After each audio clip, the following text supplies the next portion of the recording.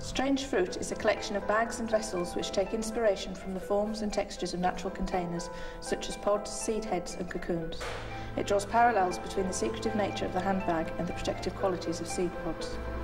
The protective qualities of the seed pods have been interpreted in a number of ways, from the flat-bottomed bags with tiny openings at the top which allow no one entry, to the long, narrow pitcher vessels from which nothing can escape. I have tried to use natural fabrics wherever possible to echo the texture and depth of the colour found in plants. I've made use of felt both as a structural fabric and a lining, as it is a comforting and protective fabric which echoes the fleecy linings of broad bean pods. It is important to see the structure of the vessels and to pare down the form as much as possible within the structure of the plant. There is nothing which is unnecessary. Joints and seams are therefore on the outside of the vessels and become a feature of the surface decoration as well as a functional part of the bag. Whilst intending the bags to be functional in the 21st century, I have placed form and beauty over functionality. Or, as my daughter commented, you could lose a perfectly good lip gloss in that bag.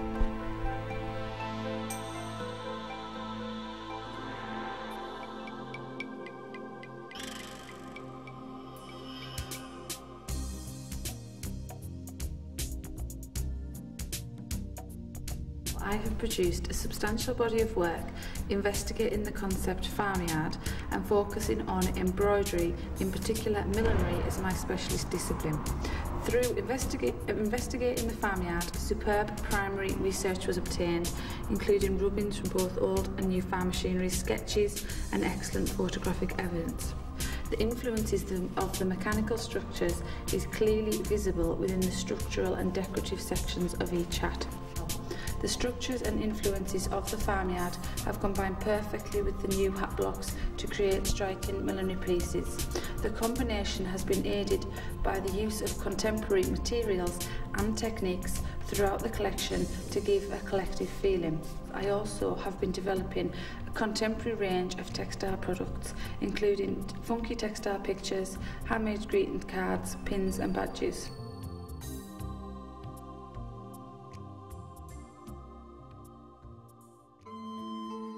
Peru. Dancers in bright costumes, movement and music fill the square in Cusco against the backdrop of the cathedral and the Andes Mountains. In the middle of the modern Catholic celebration, timeless native faces recall the ancient Inca culture and beliefs and their reverence for the mountains. Drawing and monoprint on paper and fabric are central to the exploration of the concept and the development of ideas. They help me to work out what is important to me. Samples which combined loose gestural hand-painted marks with fine screen-printed images were successful, also monoprint and photographic images, and the designs were developed from these. Some pieces are stitched. Stitch is incorporated as a response to the piece. The project is inspired by the movement and colour of the dancers, contrasting with the stillness of the native women and the powerful presence of the Andes Mountains. I work with print, fabrics and stitch to design and make textile pieces for interiors. The textiles may be displayed as panels, or designs may be developed further into repeat for curtain and upholstery furnishing fabrics.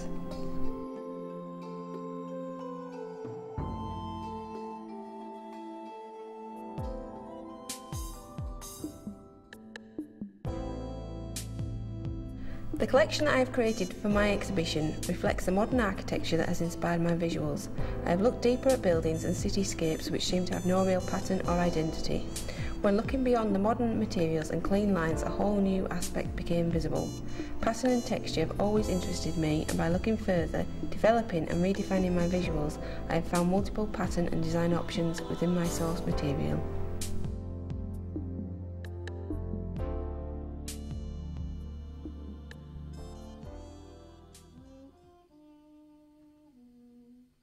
I find the relationships that exist between the earth, plants, roots, fungi, and man, of course, utterly fascinating, and I explore these relationships through my work, combining natural or man-made materials with the ancient technique of tapestry.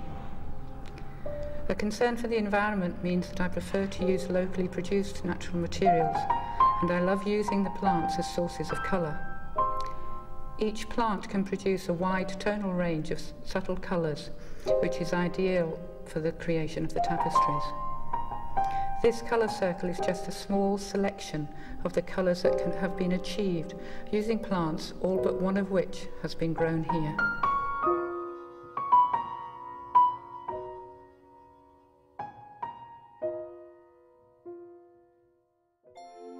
I've been looking at how our possessions help shape our lives and give us our identity. It's often true we can be recognised by our clothes and image. I'm also interested in the irony that these disposable items we surround ourselves with can often last longer than we do. Thrown away, used as hand-me-downs, or even in some cases serve as memories that are to be treasured. The aim was to explore the effects of age in a natural sense, so I've created organic, cellular-looking structures to convey this concept. Shibori techniques and recycled fabrics have played a large part in making the aged effect look authentic. They both show cloth that has been through a previous process to contain some kind of history. The centre of each sphere contains a group of petals that have been trapped in organza. These age and die as they reach the sand, but leave a structure of bones that have been holding it together. The piece is created to tell a story of life, death, memories, and how the path we choose can influence how our lives are shaped.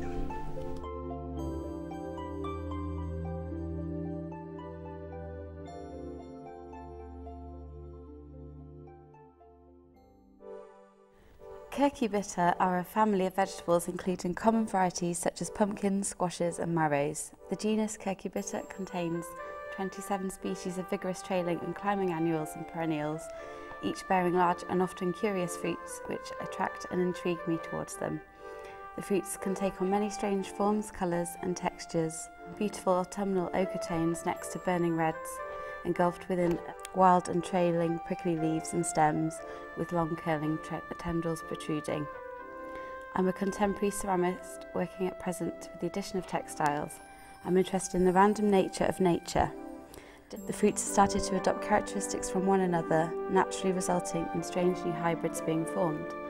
For example, an edible pumpkin taking on inedible ornamental gourd characteristics. The work includes many mediums and processes such as slip casting and mould making techniques within plaster, porcelain and liquid rubber latex. These processes are combined with textile processes such as hand stitching, felting, wadding and stuffing.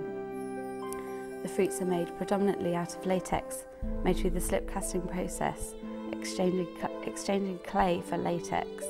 The hybridization transition has been documented through photography, double exposing the work onto canvas and then hand stitching into the image afterwards.